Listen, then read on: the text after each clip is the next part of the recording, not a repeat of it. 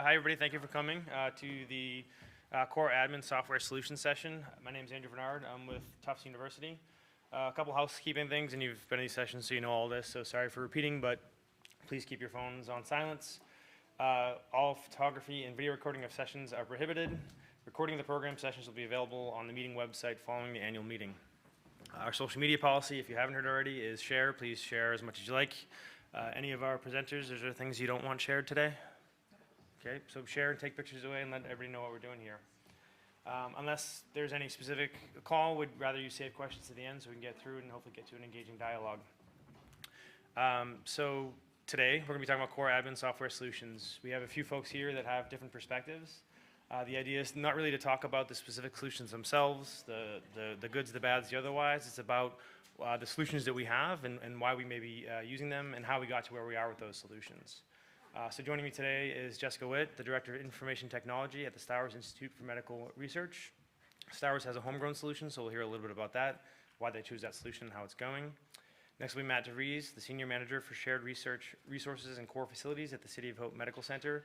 Matt is a user of a commercial solution, both at City of Hope and at his prior institution. And last but not least, we'll hear from Jeff Weiss, a Director for Research Core Planning at Northwestern University's Feinberg School of Medicine, and Kristal Fehring, the Business Innovation Officer with the Division of Research and Innovation at Oregon State University. And they'll be talking about the new core consortium, which you'll hear quite a bit more about. And then again, the goal is once we get through our presentations is to get to Q&A, so please bring hold your thoughts to the line and we'll share them. But before we get into the presentations, I have a couple questions just to have an understanding of the lay of the land. So could we share the screen? Just go full screen. I have a website pulled up.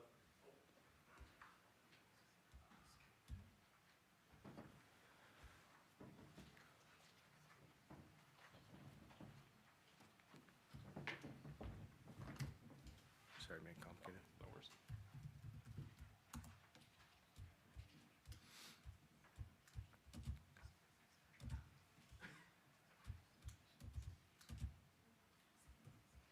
Thank you.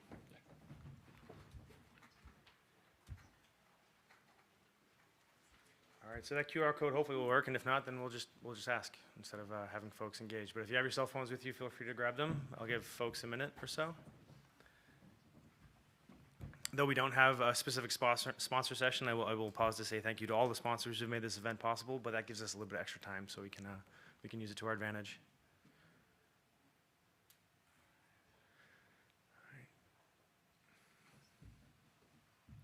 All right, you can take the questions as you go. I'll go through them in real time, but it's a few questions. If you want to do all of them, feel free. But first is, do you have centralized core support at your university?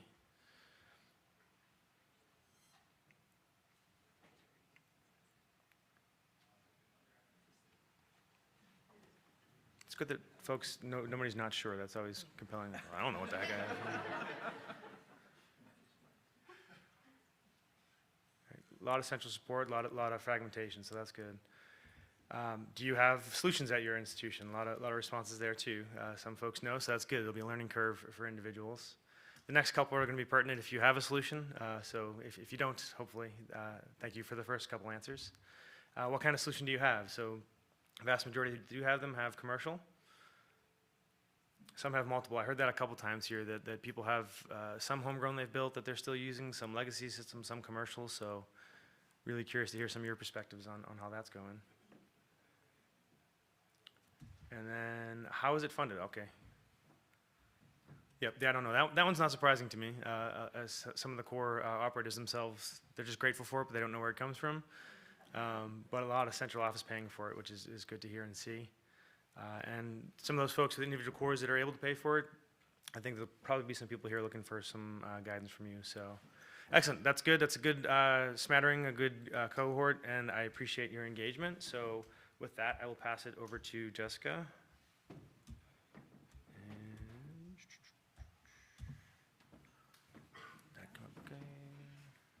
Yep, and here you go. Okay. Good morning. Jessica Witt from the Stowers Institute. If you guys don't know a little bit about Stowers, we are in Kansas City, have about 550 institute members, 400 of which are research staff. The rest are kind kind of administrative support staff. We have 20 independent PIs, right? Research programs, about 15 to 20 core technology facilities, and the other departments are support departments, of which IT is part of. So I'm the director of IT. My group has about 30 people in it. That includes my developers that have built this homegrown system. So where are the 2 people in here that have homegrown systems like me? I saw 2 on the list. Yeah, a couple, just so I know where you're at. my support group. Most of you guys have gone a different route, and that is totally fine. But our system, we decided to develop it in-house about 16 years ago. And we did that because we just didn't really find anything off the shelf at the time that really met all of the needs that we were looking to meet. I will say by the end of this, you'll probably see that, you know, if I were making this decision today, I might make a different decision, but this is where we're at, and I think we've built a really great system. Don't have any plans to change in the immediate future, but, you know, I'm open to hearing what these guys talk about and what you guys all have questions about, to hear about what other solutions are out there. So we have about 35,000 people, you know, in our LIMS system every month, 500 active users. So everybody really across our institute is in there using it for a lot of different things. We've built it currently it's in Symfony and XJS frameworks. So we did try to kind of standardize on some popular frameworks of the time. There still have user communities so that we can kind of bounce ideas and have support and go to conferences and kind of learn and grow and have a standardized approach to what we've built. We have approximately 30 modules / submodules with custom workflows built around Stowers processes. So these are the various modules that we have at Stowers. We have a very custom aquatics module. We were not able to find anything else that kind of worked for the aquatics model organism. So interested to hear if somebody does have something else, what that would be, because this was one of our biggest projects. We also support the cytometry facility, our fly stock facility that integrates in with a fly flipping robot. We support our glass wash facility, media prep, tissue culture, histology, microscopy, sequencing and discovery genomics, lab calendars, so just kind of generic how do you schedule instrumentation across the facility. We also have some kind of management type modules, so we do all of the billing and chargebacks for all of the core facilities. We have a generic request module, so anybody that doesn't have a module today can kind of jump in right off the bat and kind of just have a generic place for somebody to request something, bill somebody back for something, just really, really generic, easy workflow, gets them up running right away. We do have a grants module that is in the process of being transitioned over to Cayuse, so that one is going away outside of our custom build. We have a purchasing module that integrates in with our ERP, so our ERP is old and archaic and hard to kind of get in, and you have to have like an 8-hour training before you can go into that. So we kind of have an easier way for anyone to kind of punch out, go to get what they want, get something from our internal stock facility, make that request and get it delivered to them. And that integrates in with our purchasing system. We have a scheduling module for our on-site suites. Our library service department, this is probably one of our biggest, also more complex modules. Includes requests for literature and poster printing, but more importantly, if someone is going to publish something, it goes through an approval process that includes our library services department. It also includes and encompasses our original data repository requirements. It links to all of the data that is going to be made public as part of that publication process. So it kind of goes through internal review and then pushes that over to an external facing site when the publication process is accepted. And then we have MTAs, incoming, outgoing, and some EH&S, health and safety regulation and compliance modules. So that being said, it kind of encompasses a lot of different things, and we've really tried to make that standard user interface for all of these processes so the users kind of this system feel like they know how to do it because all of them look the same. We incorporate project management and sample management into modules that have samples. We have users and departments that are all managed centrally from AD and our ERP system, so all of that manages as people come and go, they get access to the right things. We have our accounting codes imported in from our ERP system to help us do our chargebacks and understand what budgeting limitations there might be. Searching and reporting across all of the modules all at once, right? So anybody, when people often offboard, right, they're able to search across their projects and or all their LIMS requests, get those exported, and that's something, some part of maybe their electronic notebook that they kind of take with them. We have our APIs that anybody actually has access to. They're RESTful, so if they want to kind of get integrated into other pipelines or systems that we have at the Institute, we offer that. That standard navigation, standard UI, have email notification system where people can kind of tune their preferences. I don't want emails on the spot, give them to me in a daily digest, those types of things. And lots of label printing. So we label print in a lot of our cores for samples, for plates, for cages and tanks. And so all of that's incorporated in. This really allows our users to kind of tell us exactly what they want on all of those things, and our development team meets their needs. Our relationships, we have a lot of relationships between our projects, and people that are rotating through labs might rotate through projects, and this system helps them kind of pass off that work from one person to the next, because as soon as they're added to that project, then they have access to everything that they need to kind of have access, and dashboards that show them all of the current ongoing requests in process. We calculate chargebacks. I think I've already mentioned that. We have some advanced file analysis again, so we're integrated in with a lot of our machines. We understand when a sample runs, where that file is saved, right? And we can kind of link to the results as necessary. We've also really enriched the data. So we use our LIMS to do some regex on our Isilon data system to add meta tags to all of our data. So all of the enrichment that we get as a sample or a request is being processed, including the technician name with an ID to have that persistent identifier, a sample name with an ID, the core, that processed it, the reagents that are processed with it. Any of that information that we collect along the way, we can meta tag that data on our Isilon, and then we use Starfish actually as a system to kind of be able to search across our storage and understand what our data looks like. We've also been able to then archive that enriched data and save a tremendous amount of money on our storage because we know a lot about the data we have. This also, having one system allows us to really be efficient as we are doing integrations with our equipment, our ERP, our projects, our Isilon, Starfish. It kind of minimizes the amount of work that we have because it's just all through our one API. I guess no questions yet. Sorry, I'll wait. So just to kind of say our journey, we started with a single FTE that built actually kind of our molecular biology module at the time. It was very customized, just a single guy doing exactly what the core wanted, right? But it was something that they really liked. And so they're like, we need more of these. We need to do this for more of our cores.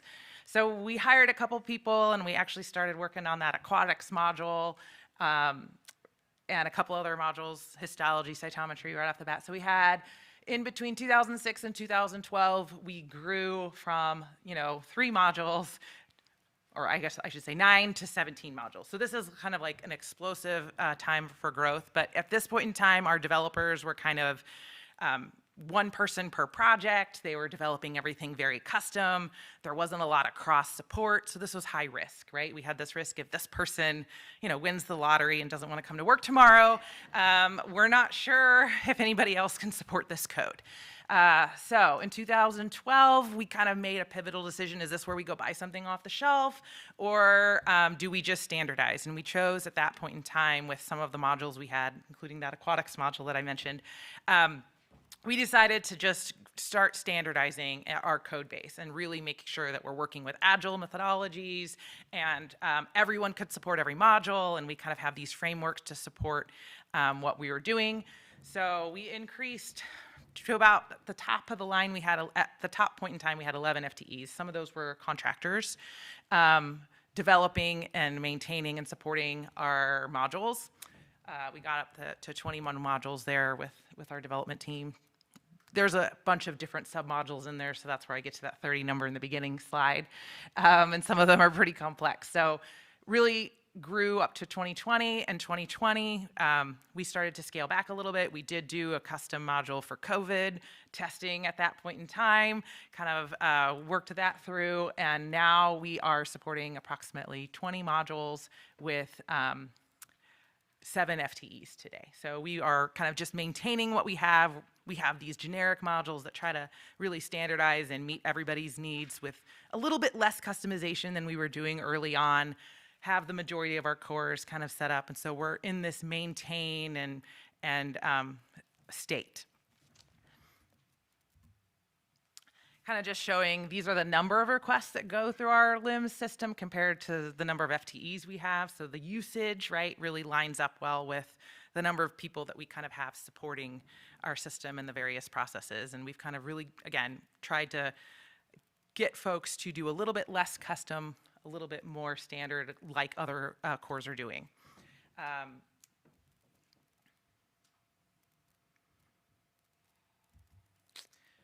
So why do we custom build? Where am I at time? Pretty close. I'll go through this fast. We wanted a single system with a unified end user experience to support all of those custom integrations and other in-house kind of requirements that we have. We really wanted to be forward thinking and try new technologies, right? So try some new stuff that maybe wasn't out there. There was no other technology that was doing original data repository and data sharing when we built that module 10 years ago. We were kind of one of the first to do it, one of the first to do some of the stuff we were doing with our aquatics module. And so we didn't want to be bound to what was available off the shelf. We wanted to decide which features were top priority for us, right? We wanted to make sure that those were the features that got worked on and that they just didn't get put in a backlog for 3 years because those weren't important things for other people. And we definitely saw some of the solutions we considered come and go over the years. And so we know that that is also a risk, that when you buy an off-the-shelf solution, it might not be around, and you might be forced, your hand might be forced in choosing something else. So this allowed us to kind of keep steady course for our facilities. I think that's it, and I'll save the questions. Okay.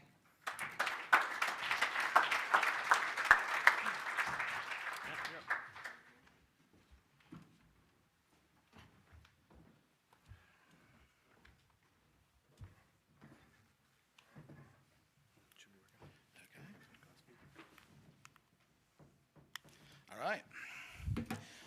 Welcome, everybody. My name is Matt DeVries I'm from City of Hope in Duarte, California. Actually, I live in Cleveland.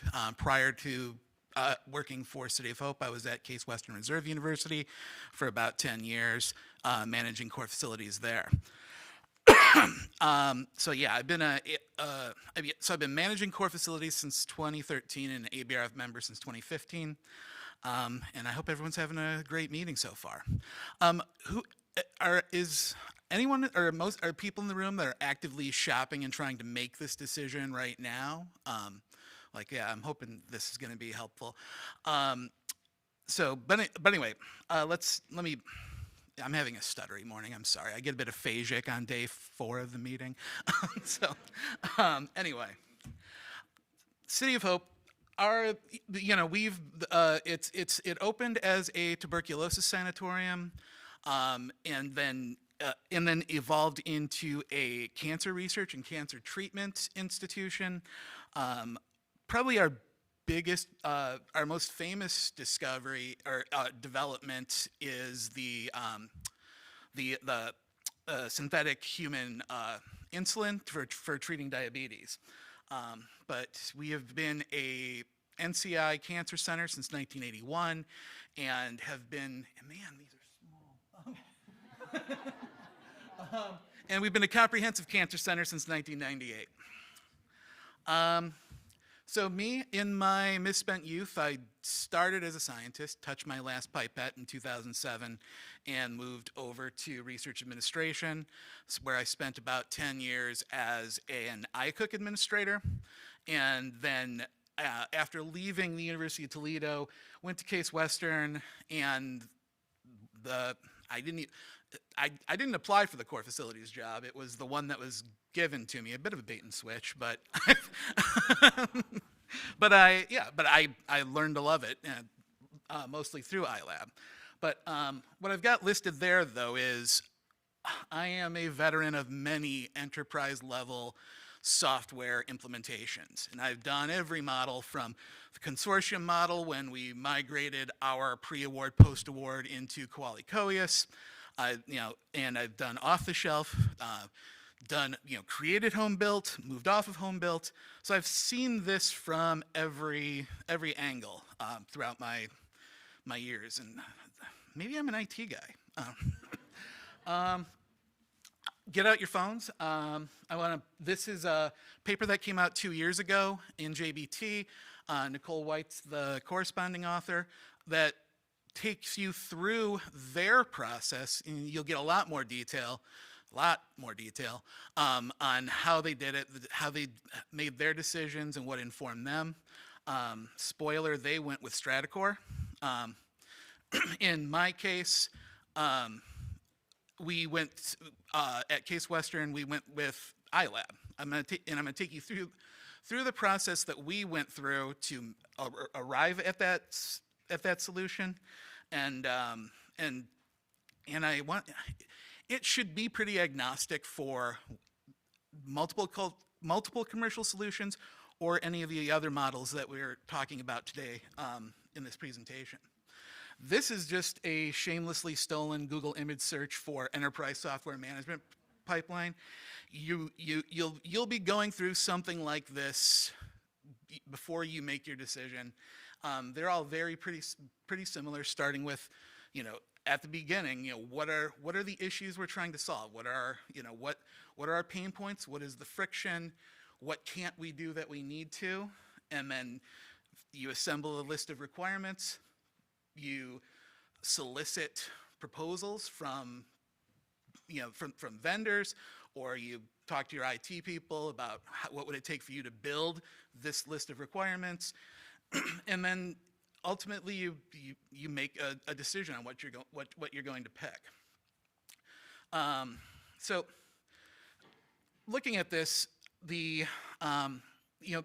those first two steps are pretty critical. That's where you're going to define what the overall project, what success looks like. When we are done and we flip the switch and we call this, we go into maintenance mode, what is that going to look like? And I think these are the most important. This is the most important part of the process. And it's very critical that you learn and understand the culture of your institution. Even if you've been in a place for 10 years, you still may not understand what the other offices, what the other departments, how they operate and what's important to them. And you need to have that understanding to have a successful project. And then the constant communication across the whole thing. Tell people too much, too often. Let them get annoyed with how much information you're sending. That's only going to make things easier and ensure that you're going to have a better chance of success at the end of this. So at Case, this is a recreation of our requirements document. We had identified these populations of stakeholders, which is, the users. Their biggest thing is, what do you have? How do I engage with it? Where's the front door? For the scientists in the cores, in an instrument core, making reservations, tracking the reservations, aligning it to what they want to use to pay for it. For your service-based cores, the ability to submit requests, track requests, and basically doing as much as we can to get the scientists out of the business of business. Let them do the science, let the robots do as much of the business part as possible. Core managers, they wanted to simplify invoicing, simplify billing, so that takes up far less of their time. Research finance, pre-award, post-award, grants and contracts, whatever, however you name them at your institution. They had a whole litany of things that they required out of this because they're constantly filing progress reports and responding to audits and things like that. So they had to be able to get the information they needed out of the system. Oddly enough, our auditors drove a lot of this decision too. Their inability to demonstrate cradle to grave, requests on grants were approved by the PI, were approved by the business office, and then fulfilled. And then institutional leadership, they're looking for reporting. They want to see, be able to see return on investment. We just bought you this $7 million microscope. What are you doing with it? They want to be able to do that. They want to be able to make graceful business solutions, looking at how a service evolves over time, and is a service on the downslope. And then you can make graceful workforce decisions. Sanger sequencing is getting less popular. We can now cross-train this individual who's doing it on something that's either cutting edge or a workhorse type technique, and we don't have to do, we won't have to fire them in 2 years. Like that, those are the kinds of things leadership was looking for. So coming back to our model, we've figured out what we want it to do. And then here we come to what I think is the second most important thing is, in these steps where you are selecting your vendor or you're selecting your solution, figuring out integration and implementation. You are not building an encapsulated system that's going to operate on its own. The whole point of this is to leverage other institutional sources of truth so that you don't have to track this on your own. So you want to be looking at things like, as you are looking through vendors and selecting solutions, can I get my water? Thanks.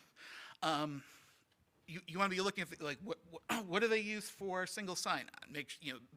Make sure that they're compatible technologies. You want to look at examples of their kitchen sink data dump. Are you going to be able to align that data to your institutional sources of truth?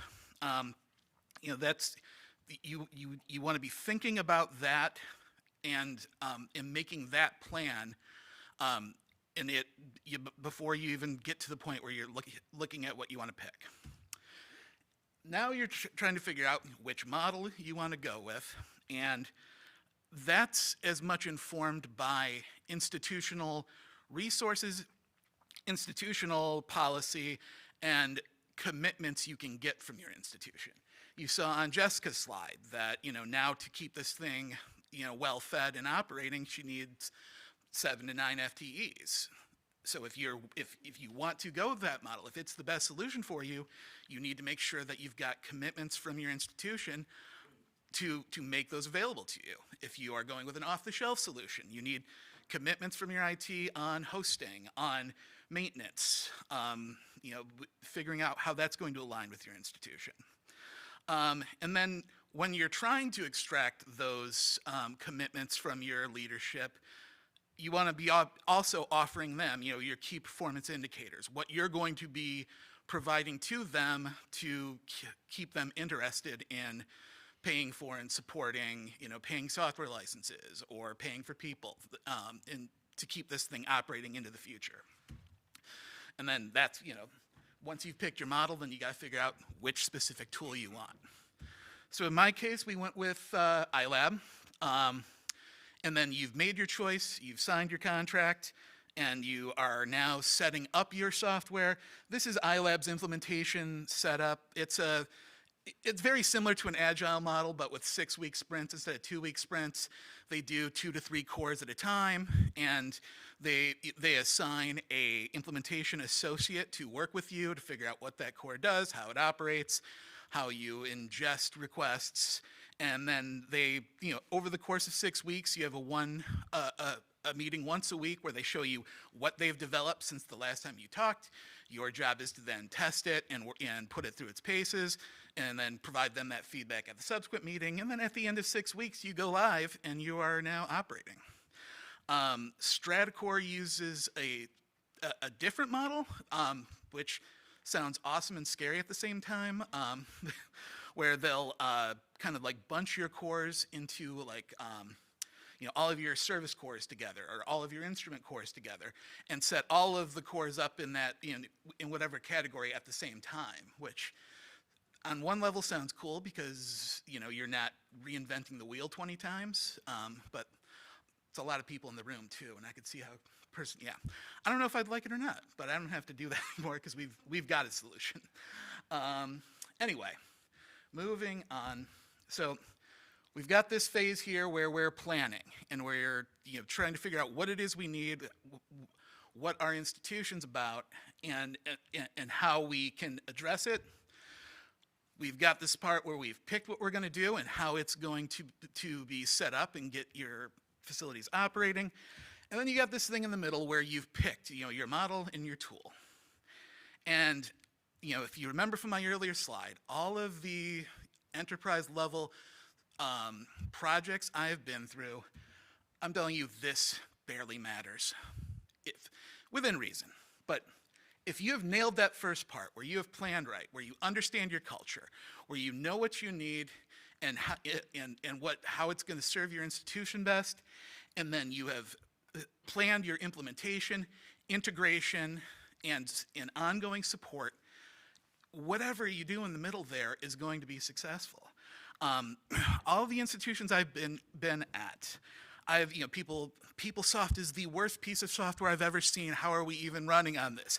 I've been at a place where PeopleSoft is amazing, incredible. Thank goodness we left Lawson. It's in almost every case when I hear people complain about their software, the problem is not the software itself, but is in your integration and implementation and how you set it up, and did you do all of these steps. And then, so just for a mini update, after 10 years of working with iLab, it's a great solution. It met our requirements or enabled us to get those requirements met through other tools.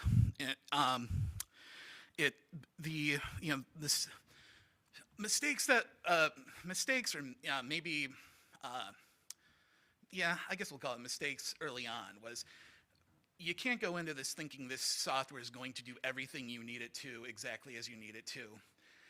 And even if it does, and you want to wrestle that alligator and get every piece of data, put in change requests, engineering changes, customizations, get that thing singing perfect on the first day you turn it on, NIH or NCI tomorrow is going to have an entirely new different set of requirements or reporting mechanisms that you need, and now it's broken. So you can't depend on it to do everything perfectly. You want to be approaching this as you want to build it in such a way that you can get what you need out of it and align it to other tools if you need to fulfill all of those future requirements. The other, when we initially started iLab, I was extremely militant that every transaction, every interaction with core facilities needed to happen through iLab, no questions asked. I was so much older then. I'm younger than that now.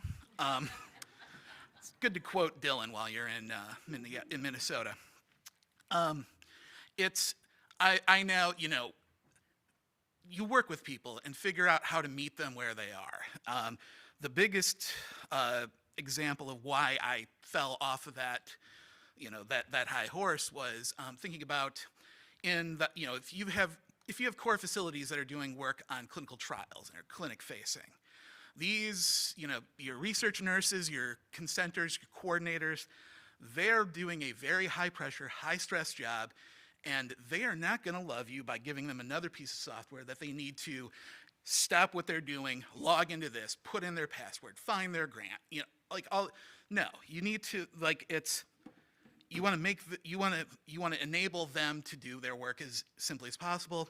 They're working in Epic all day, so put this in Epic too, and we just built integrations to be able to pull the data from Epic, bridge it into iLab. So iLab still has the how many samples on what IRB, what did we do to those samples, all of that stuff. We feed it out of Epic into iLab, and then we're still able to report on it. So yeah, and we've built out kind of makeshift integrations with Epic, LabVantage. In the future, I'm hoping at City of Hope, we are about to embark on a huge project to reimagine our biorepositories. And I'm hoping out of that, I'm going to be getting some resources to do some coding. And we want to get more aggressive into the API integrations. If I had a wish list of things that I wished iLab would do, I'd really like to see improvements in the core collaboration tools. I'd love to see an enterprise level API. They have a pretty decent API at the core level, but there's a lot of things a lot of switches I want to be able to throw at the institution level, and there's not currently an enterprise level API within it.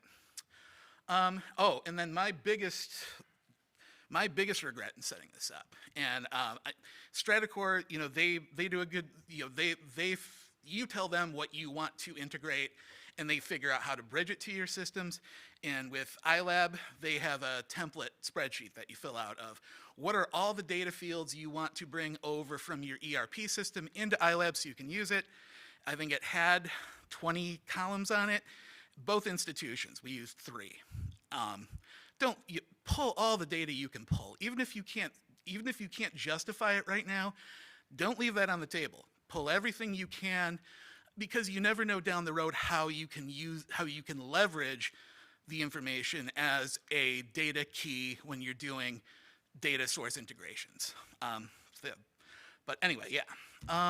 Just wrapping up. So the advantages I've seen that I see for commercial solutions, the things like patching, security patches, keeping your certificates up to date, data security, all of that's handled by the company. You don't have to worry about taking care of those things.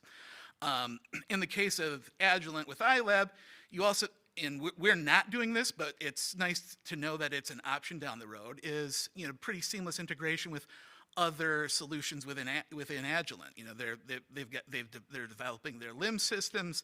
They've got a pretty robust asset management tool. These are all options that you have when you're going with a commercial solution, is the ability to integrate with whatever else that the company sells. The disadvantages, you're just a tiny part of that company's portfolio. So your ability to shape what they develop, what they build, new features, you don't have a lot of leverage there. So you're kind of having to go with the flow of what all the other institutions, they're integrating that and making those decisions across 200 customers. And so you're going to have to hope that what you need and what you want is also wanted by enough other people. And to some extent, it does require your institution to be willing to bend and change processes, because they aren't infinitely flexible to be able to match how you do things right now. So anyway, that's the end, and I wait for the end for questions. So.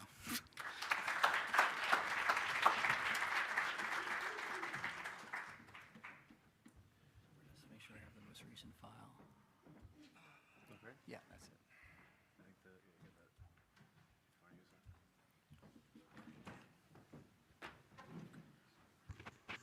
All right, now for something a little bit different. So I'm Jeff Weiss. I'm the Director for Research Core Planning at Northwestern University's Feinberg School of Medicine. But what I'm going to talk about today is a solution that our entire university uses. And I'll be sharing our presentation with Kristal Fehring, the Business Innovation Officer in the Division of Research and Innovation at Oregon State University. And I'd like to talk about a consortium model for software development. So where did this all come from? So Northwestern has about 65 core facilities, roughly half at the medical school in Chicago. The other half is at our undergraduate campus in Evanston. They're about 12 miles apart. And both of these programs were reorganized in 2008, and both the medical school and the university named directors for core facility management. So I filled that position in the medical school. Many of you know Phil Hochberger, who was the initial director for the university, and it's now Andy Ott. What we found when we took over these programs was it was sort of a very loose, overarching program of core facilities management, a lot of local domains of management, you know, a center that ran some cores, a department that ran a couple of cores. But more troubling, there was very variable record keeping. So we had two locally developed systems, FOM and CoreFac, that a couple of cores used here and there. We had a lot of people who kept all the records in Excel. And I seriously, I walked into cores where they had whiteboards with sticky notes that they would move from column to column as they kept track of stuff. So it was pretty appalling, actually. And it was. To do his. So it was clear that we needed a centralized system for tracking core activity and billing. So we went through the same metric as everyone else on buy versus build. We looked at the commercial solutions. At the time, there were fewer of them, and there were two main concerns that we had with going with the commercial solution. One was that they can be inflexible, so new feature development, as Matt pointed out, is driven by the entire customer base, and that's as it should be, but any individual user of the software is not going to have much influence over what gets built. And the other is that we had quite a few integrations we wanted to do with Northwestern enterprise systems, and we were pretty sure there were going to be barriers to making that happen with the commercial solution. We considered in-house development. We did have in-house groups that had written these other solutions. They really, really, really wanted to build our new solution. That would get us the feature development in direct response to our needs. But I've been down this road before. And hiring internal developers and then having them turn over and then finding new people to replace them, and then they have to pick up the pieces. And I just was not going to do that again. So we ultimately decided to outsource development. I mean, that gets us the feature development in direct response to our needs. We're pretty selfish about this. It gets us stability in the face of turnover, so when the developers leave at your development partner, they already have multiple developers that know our code. They spin new people up as people roll on and off the projects. It's their problem. It's not mine. And you know, they have broader expertise. So we use Oracle for our database. The system will run on multiple platforms. It's written in Ruby on Rails. But there was times when we needed to build an Android application, and then we needed to build a little Elixir app. And instead of me having to go out and hire people, our developer partners have people in their company, and they pull them in for a little while to work on the project, and they do those pieces of it. So we partnered with a company called TXI, formerly TableXI. It's a Chicago-based development company. I think there's about 60 people in the company now. They have been really a fabulous partner over the last 15 years. They developed Nucor initially. They continue to do the development for our consortium, as I'll talk about in a minute. You don't need a partner to use Nucor. As I'll mention, it's open source. You can have the code. You can load it yourself. If you have the technical capacity, you can work with a different developer. But if you're looking for a partner, you really couldn't do better than TXI. So our basic design principles were pretty straightforward. We wanted a simple, intuitive interface for the users. We used the term Google-esque white with just some text on it. This is a tool. It's not your branding platform. It's not your website. This is a tool to get work done.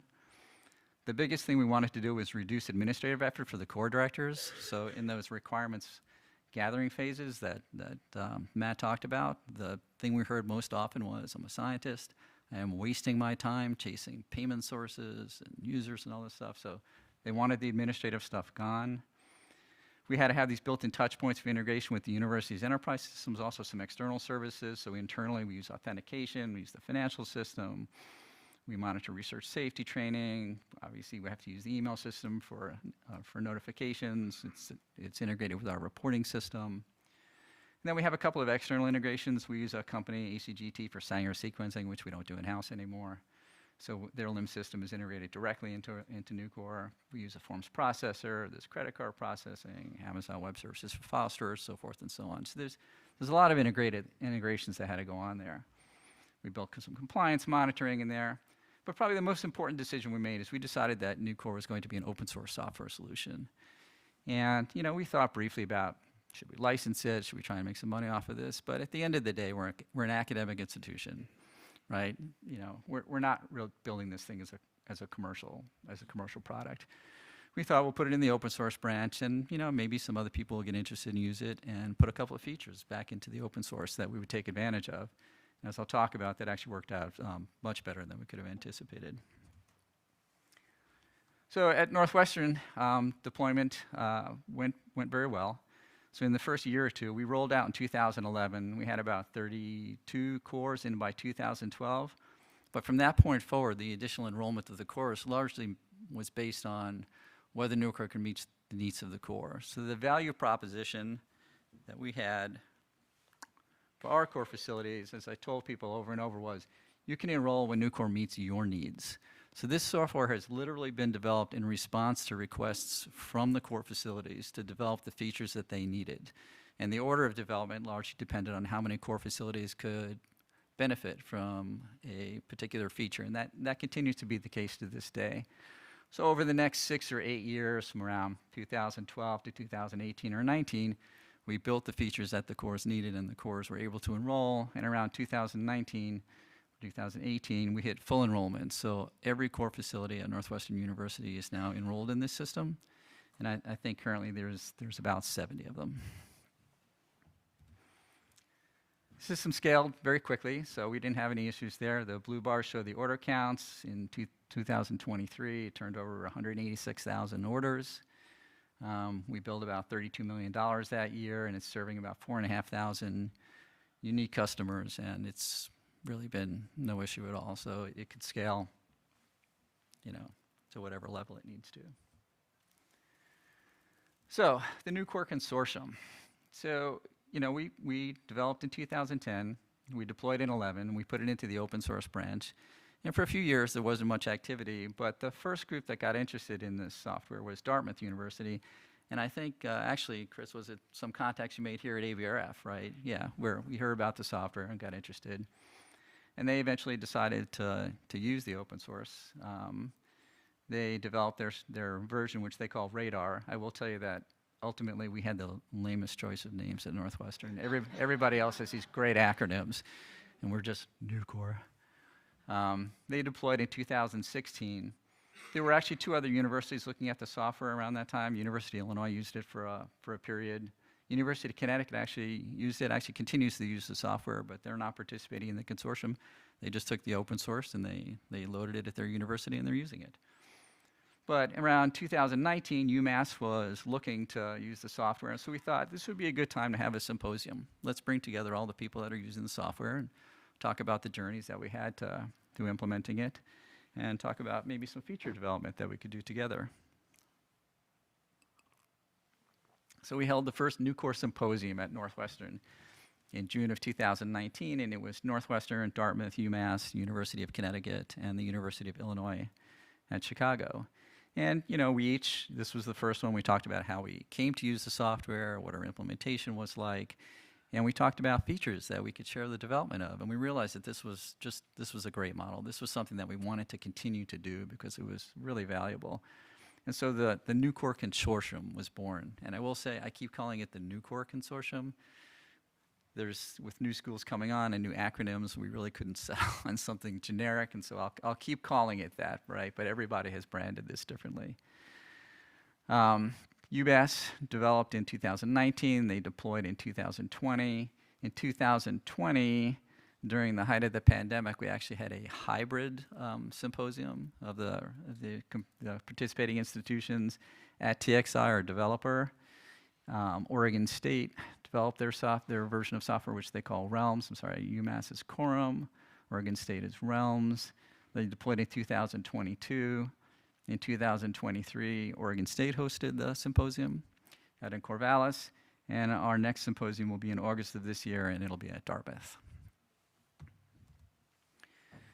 So there's a number of advantages to this consortium model. I mean, in addition to the basic advantages of the software, the control of the development priorities, the flexibility, customization, agility, transparency, we own the code, we know what's in there, and the responsiveness, the developers work for us, so we get what we want.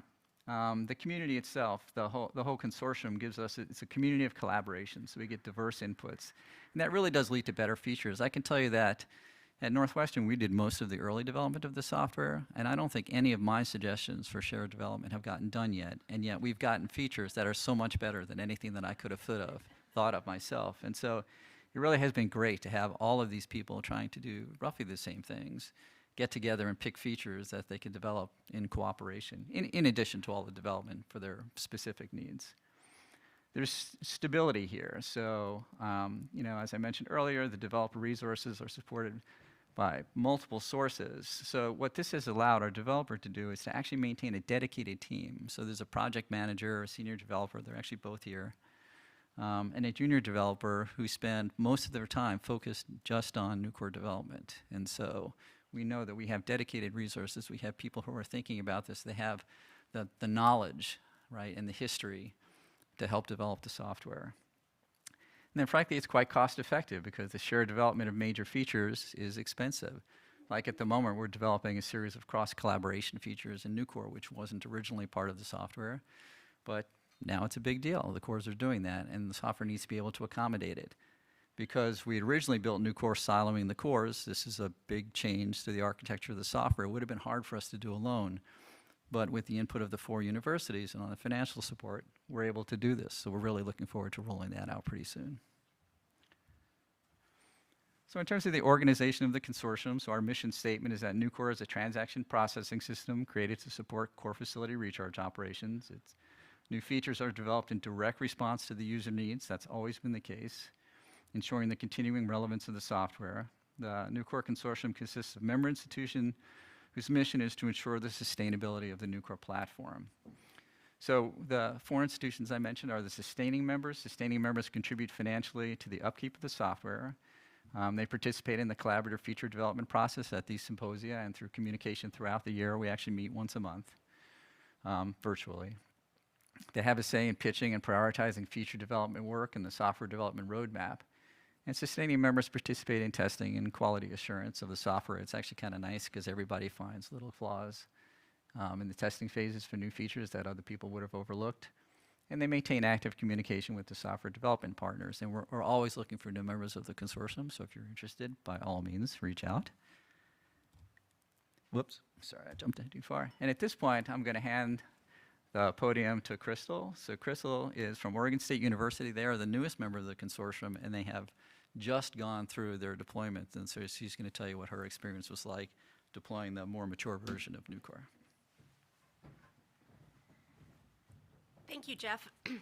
So we went through a lot of things that others did, and so just being the last speaker, I'm going to build upon what they said. But a few things to highlight with Oregon State University.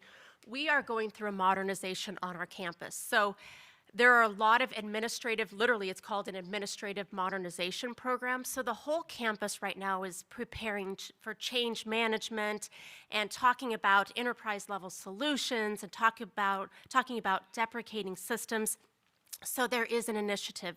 The other thing at OSU is that we have a new strategic plan, and the #1 target is to increase research. So literally every conversation you go into with every partner on campus is about growing research. So we have a lot of great momentum at this time. So to highlight the big steps in what we did that are applicable, hopefully for others here today, is the first thing we did, so I work for the research office at the centralized level. We had heard we were a decentralized model. We actually are just in the process of defining core facilities, establishing a program around core facilities. For us, they are called centers and institutes, and it was very decentralized and spread out across campus, even over on the coast. So the first thing that we did was really establish a formalized needs assessment. And so we dug in, and it was very thorough, learning about the different systems and actually documenting. We knew that there were homegrown solutions. We had some really neat, innovative systems and hardware and softwares. You know, we had QuickBooks, we had great access databases, but it was very disparate, and we needed to just get it all in writing. How were fees set? What are pain points? So that is what really started this project for us. And then for us, we found champions on campus. We found individuals, an associate director of research, we found a director of a facility, different, and not a large group, but a very active group. We continue to meet with these individuals. They are the champions. If we run into an issue, they help us in advancing things. They help us with partnerships on campus, and they are very engaged. And this is one of the key successes that we had, was having this group at the very onset and now continuing through this project. So then, ultimately, the funding aspect. This is funded by the Central Research Office. We created a business case. We use the same language throughout. That is what built the momentum. That is what told the story. And we still go back to that today. And then we evaluated opportunities, looked at what our needs were. And so specifically, if you look at, for us at Oregon State, why did we go with the consortium model? So as I mentioned, research is large. We wanted a lot of partnerships, but OSU is, I know every university has differences. We have a radiation center. We have a really large ship operations program. We have a lot of unique needs at the different centers and institutes. And as we looked at these different homegrown solutions, we needed a system that could meet the specific needs of OSU. So we clustered them together. So all the Marine group is together. We've got the mass spec, that piece together. And as we go through the onboarding process, we work with different clusters, and it's a lot of change management as we go through the process. As I mentioned, we are going through a large administrative modernization program, and as we focus on OSU enterprise systems, we partnered heavily with our IT department, and we're doing the APIs, we're doing the different, we're trying to deprecate systems, we're trying to simplify, we're trying to streamline, all in alignment with our other partners on campus.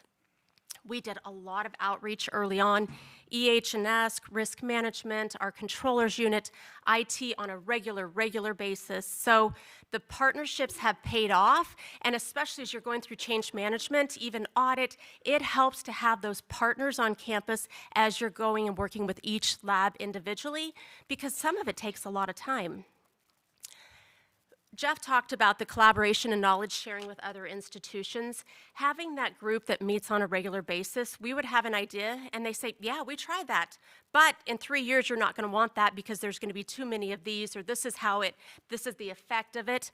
So as we're building the core facility structure, as we're building the system, having the ability to just call up somebody and say, how did this work for you? Or here's another system, do you guys integrate to that? That has helped us immensely. Oregon State is doing a lot of innovation, and as I was talking earlier, just the development of features based on that cluster of cores. You know, when it reaches a threshold, we discuss it. How would this work? Collaborating within the groups of cores, but also within the consortium itself. OSU is looking for a long-term investment. As I mentioned, this administrative modernization program, we want a long-term investment. We want to continue to improve it with the continuous development. What's coming up? We've got a supercomputer that's coming online. That is going to be huge for OSU. And so ultimately, this was the most cost-effective solution for OSU. So the takeaways that we wanted to emphasize is the partnership with IT was so important, and from the very, very beginning. And it's partnering leadership with leadership, but it's also the individuals that do the integrations, et cetera. That was so important for us. The security, even the development of emails so that we make sure we're away from phishing. We have done so much partnership with them. The hosting, that was a huge conversation. And in some regards, the setting up of this system, they have used this model to roll out other systems with other departments on campus. So that's been phenomenal. From the very beginning, we would take notes, we would have discovery sessions. We always kept track of some of the things that people had requested along the way, and we prioritized the different development opportunities. You can just see a couple of them there. But like I mentioned, our marine operations, the ship operations, all those types of things. And then really from the very beginning, who are going to be the early adopters? Who are going to be your partners? Who are going to be the change champions? and which labs are willing to get in there, try it out, and provide great feedback. So here we are. We deployed it, but we didn't start. Our first lab we went live with last February, and it grew pretty quickly because one lab sees it, another lab wants to use it, et cetera. So we have 7 labs in production. One's going to go live a little later this month. We're already at 725 unique users. The labs appreciate being heard. The core directors, we appreciate, they'll say, let's work on this. This is where this is at. And they also appreciate the testing. And when we actually model something for them, what do you think about this idea? They really appreciate that involvement and engagement. As we've heard, we continue to identify enhancement opportunities. And the biggest thing, I think, for us, the reduction of administrative burden and then just the billing process throughout has been improved tremendously. The increase in revenue, the tracking, all of you probably are familiar with that. So everybody is very, very grateful for that. So there is a QR code if you'd like more information about the new core consortium. There's our QR code. Thank you.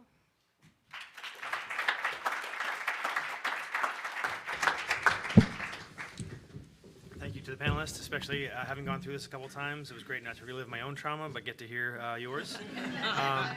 I know that we have folks representing multiple commercial solutions in the room. I know we have folks we heard that are also having homegrown solutions, and we have the consortium members here. So I'd rather it not be a complaint session about what things aren't working, but I'm sure there's some good questions that you have of my panelists, and that we may have some expertise in the room to answer. So please, with your questions.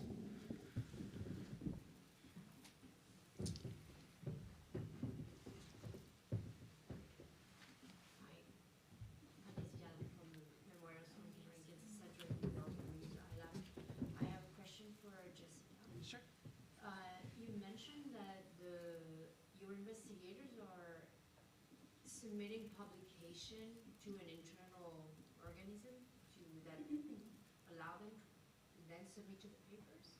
It doesn't submit it to the papers. It just goes through an internal review process to ensure. Before they submit to the papers? It should be done before they submit to the papers. In reality, it isn't always.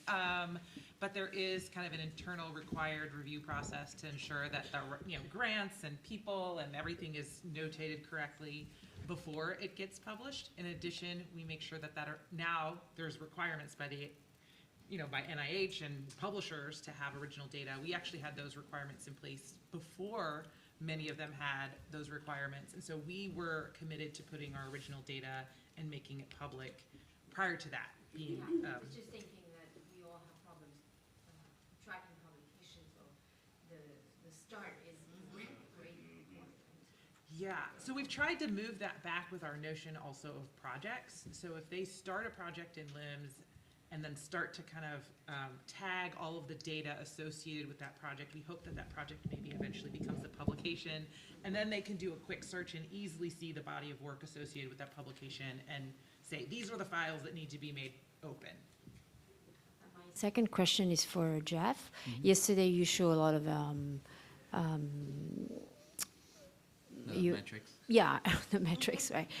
Is Nucor fully integrated with the other systems that you're using, like Qualtrics? Yeah, so actually all of the Thank you. activity data that you saw in the metrics session I did yesterday came directly out of Nucor. So in our case, we've actually built a Cognos data mart over Nucor. It has lots of internal reporting. You can export the data from there. It's more efficient for us to load it into a data mart, and then that integrates with Tableau, which is our enterprise data visualization tool. And so we probably have 24 dashboards right now. Some are generic for core activity, but others are built specifically for core so that they can see their activity from Nucor in ways that are more sophisticated than with the exports. Okay, and then for the people from the consortium, how much do can you quantify financially the cost of the Nucor per year? So it's between zero and a lot of money. Yeah, I'm interested in the lot of money. It all depends on your needs, and what it doesn't depend on is your size. So I mean, once you decide to use the Nucor software, there's no cost for more cores, none of that stuff, right? So I mean, the software itself is free. What you're buying is support. right? You're buying the peace of mind you get from knowing that somebody else, our development partners, are responsible for keeping the software running and up to date and all that sort of stuff.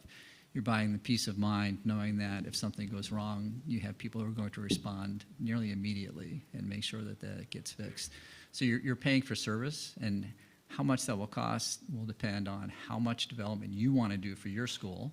So you're paying TDX. Yes. With XI, We, okay. yes, so we contract with TXI. Actually, all of the consortium members do now. Again, you don't have to do that for all of the development So and support. you seem very happy with the support you're getting, Yes. and you have a solution that supports 60, no, how many We have cores? about 64? 70. They're not quite all, there's like 65 cores and then a few other organizations that we let use the software. Are you willing to share with us the price bracket? You know, I'll hesitate to put those numbers out there. It was less expensive than any of the commercial solutions. thank you. It's going to vary so much depending on how much development you do, how many specific integrations you need, how much customization you want to do. The beauty is that all of that can be done for you, right? The downside is that all of that costs money. You know, the University of Connecticut uses the software and it doesn't cost them anything. But they probably have a development team. They presumably have a team. They also are 2 years behind on pulling from the open source branch. Hong Kong Polytech uses the software. They definitely have a development team, and we haven't heard from them since they took a copy of the software. They're off developing their own features. So for those of us that have iLabs that are complaining about them not giving us what we want, why don't we make our own consortium for iLabs where we all come together and we all prioritize like global changes so we can go as one voice for all the cores to Agilent saying, this is important, rather than all of us like fighting our own little fights. I think, I've heard a couple of times people talking about the cross-core collaboration piece. Well, if we all hate it, then why don't we all come together and come up with a plan for what makes it a little bit easier, and then we can use that like power in numbers to go to them and say, I know you might think this is problem 177, but we think it's problem number 1, and we are your customer. That's not the first time I've heard that suggestion. Chris Gilpin from Purdue, I think if it's going to start somewhere, it's going to start with him. So we should talk with him and see what we should do going forward. But and I think we're probably about there where we need to start organizing on our own. In the past, they've done a pretty good job. They would have their user group meetings. They would, they'd have their discussion groups and breakout sessions, and those would directly inform where things were going, and you'd see those year over year get developed. And those kind of fell off when the pandemic started, and so maybe they can also maybe reach out and start doing more of that stuff again. I think both. I think both sides we can do better. But yeah, it's good suggestion. And why don't we? Let's all riot. Someone start the WhatsApp now. Okay, I'll try and make these quick. I have 3 as well. But has Nuclear served your research animal services, who oftentimes have pretty sophisticated needs in terms of, tracking husbandry and animals across the facilities? No, so at Northwestern, the animal facilities are not considered a core facility. It's a huge independent operation. It's the Center for Comparative Medicine. So they have their own, they use a commercial solution that's built specifically for managing animals. Understood. The second one was, did OSU have a prior administrative software before you've kind of embarked on this journey to Not an enterprise level. Everybody enterprise. either had Excel spreadsheets or QuickBooks or Okay. BOM or all these different other varieties. Carbon paper. Yeah. Somewhere, yeah, for sure. There And I were- apologize And that's if- another oh, thing sorry. that we are keeping track of is how many systems we deprecate. Okay. And our IT department appreciates that so much. Absolutely, yeah. I'm at the University of Minnesota, in case you can't tell. So we as cores each have individual softwares as well. And there's some clusters that have a joint software, but in general, that's iLab. So I apologize for this last question. It's the only one that might incite more anger than talking about iLab. But one topic that's becoming more and more of not an issue, but a conversation, is this idea of protecting data and managing it through a legal standpoint at the University of Minnesota. Have there been challenges in adopting, and I'll really open this up to everybody up there and in the room, is adopting softwares, implementing softwares, and getting through the legal component as far as managing the data that goes along with it? And I know that's loaded because there's some that expand into health, protected health information and so forth, but at a basic level, has that been a challenge? I mean, all we're keeping is the transaction data, and it's only available to the cores that use the software. So I don't think there's anything very sensitive in there, and it's not been an issue so far. Okay. Yeah, RIT is the data, the research data, they're overseeing the management of that, and we're just bringing more awareness. The biggest, one thing I did not emphasize is that we didn't have a complete inventory, we didn't know what was where, and I think just that discovery piece has been so helpful for so many people on campus. Now they actually can find, and purchasing and all the conversations we've had all week. So that data management we're doing in partnership with IT, and most of that we're directing to them right now. Understood. Thank you all. There is the potential though for biorepositories, just to interject. If you use software for management of biorepository cores, you have to ensure that there's no HIPAA data in there, and that's a significant. Yeah, I will say that, so I'm sorry. So this does operate, although we're a medical school, this does operate within the university's infrastructure, and so patient data is absolutely prohibited. We don't have any patient data, so I think most of our data is the stuff we really want to make open. That's the biggest concern that I hear, more so than protecting it, is everything that we have in there is not sensitive, and we want to share it as much as possible. So. Susanna Perkins from UMass Med, who does not use a campus that does not use a new core. So I have two questions. Any of you with any of your solutions run a supply center, a high volume supply center through your solutions? We have a $4 million pass-through that we do. Just curious on that. We do have an on-site inventory consignment store that we do run through. You do? LIMS does help manage and get the stuff to the labs if they want it. Does Nucor have a supply center? No, actually, so we actually had these discussions, but that would require building an inventory management system, which is not something that Nucor does, nor is it something I'm especially interested in taking on. But you could. And iLabs? iLab has a module. Neither of the institutions I've been with have leveraged that. But at City of Hope, we just purchased, I don't remember the name of it, and it's not set up yet, but our CAR-T GMP group has just gotten something along those lines to do inventory management as well as track other things required for manufacturing biologics. Okay. Second part was, do these developers need a retainer? Like, is there X amount per month that all of you for Nucor have to chip in just to make sure that they answer the phone when you call? So each of the institutions has a separate agreement with the developer. And again, you can use anyone you want. I will plug TXI because they've been a great partner, but it varies from institution to institution. I mean, if you want to be part of the consortium and actually have a say in which features are being developed, you have to at least be sort of a substantial participant.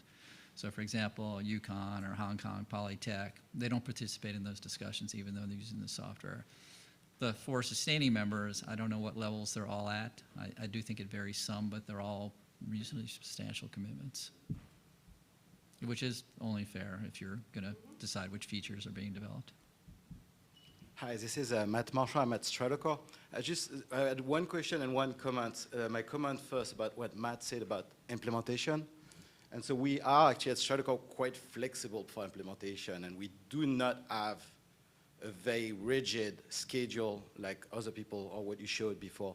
And I think that's something that's quite important, as basically our experiences, our customers are very different. The political realities of the people involved in the implementation, the availability of IT, of finance, and just how much the core managers are involved into some decision or not. It's very, very different on many different sites. And we're a global company, so we work in Europe, in Germany, in France, in Spain, and you can imagine it's very different. So for us, the implementation is really part of the design of the solutions that we prepare for you and that we agree with you. And that example, I think it was based on some clients that had a very aggressive schedule. and that actually picked us for doing that aggressive schedule. We're not happy about it. We would have liked to make more time. But that's part of what we do. We adjust to the reality of what the customer needs. We adjust the expectation of, because it's aggressive, we're going to have to do it that way, and that's not going to be perfect, but we can make it happen. And that's a big piece of the success of the implementation, is being able to be flexible and to reflect the local realities of the university or institute or hospital, because those are the keys to follow. And following up on that, like my question was more for the new core consortium. So what is the implementation strategy for like a consortium-based product? Because I understand the product is free, you get some kind of support, but maybe you can develop a little bit at Oregon State. What the implementation sounded like it was run mostly by your own IT and local resource, right? We set it ourselves. Yeah. So it's based on the timing, ship operations you don't touch over the summer. It's based on the business processes of each of the labs, how much change needs to occur. Some of it is in partnership with IT because we want to set up a relay because this is an outdated software. Excuse me, so it's completely flexible, and it has been a partnership. So we have phases that we established ourselves, but it's scalable. It can continue on as we bring new on. And like I said, we're also in the process of defining some core facilities. Some were not a core facility, we're defining them as. So there's a lot of flexibility that we establish, and some of the project success team, leadership, et cetera, help in setting the priorities. Thank you. We have one question back there, I Francis. promise Sorry. I'll be quick. So during the initial survey, I noticed a lot of people get institutional support, full institutional support for their software management. And I'm just interested in how you advocate for that, and sort of what the model is if it's a hybrid. So when we first built the software, actually, I brought 3 stakeholders in. I brought in the Office for Research, which largely manages the core facilities on our North Campus. We had the medical school where I worked, and so I had the Vice Dean for Scientific Affairs, essentially research. And then we approached our cancer center, and they split it 3 ways, and so it made it kind of palatable. Currently, the cost of developing and maintaining the software is split evenly between the Office for Research and the medical school, because each have about half of the core facilities program.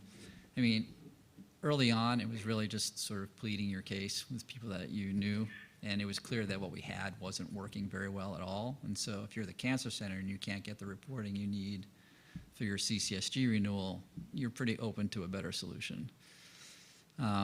At this point, it's already been so successful that it's really not been an issue to get continuing support. Yeah, and I would say that we just worked with our stakeholders to help back our case and do that cost analysis to say, okay, this software implementation will potentially help you not increase your staff by 2 or 3 people because we're making things more efficient, and we're doing those analysis and kind of understanding your ROI for each and every module built. That adds up as you have 20 or 30 modules, 2 or 3 people for each one of those, or even 1, right? But it adds up and helps provide that justification for centralized support. Adding on that too, while at UMass, we actually got funding support from the budget office, not from the research office, because the budget office saw the benefit of the increased efficiencies to their team and all the billing processing. So know your stakeholders. That was definitely articulated quite a few times. Make sure you have everybody at the table, and then when you start asking, hopefully there's somebody that realizes what you're selling is going to benefit everybody. So, Francis, did you? Just a little, I guess, self-promotion. So with respect to animal facilities, Sloan Kettering, probably over 12 years, has developed an amazing animal facility management program, as well as one that is integrated with the IACUC protocols and the grants. And so I would not want to go to any institution without the solution. I am an animal user. I serve on the IACUC. It is an absolutely wonderful program. Full disclosure, I'm an imaging. So our institutional leadership is actually looking at the RAR software, so I hear. So that's kind of a segue for me to talk to them about other things. Yeah. We are a little bit over time, and lunch is coming up, so I just want to plug again, these folks are here, we're going to lunch. It's a good time to network and continue these conversations. Ask if you have questions about what you have right now or what we might be using. But most importantly, thank you to the panelists, and thank you all for your involvement. Oh, that's done.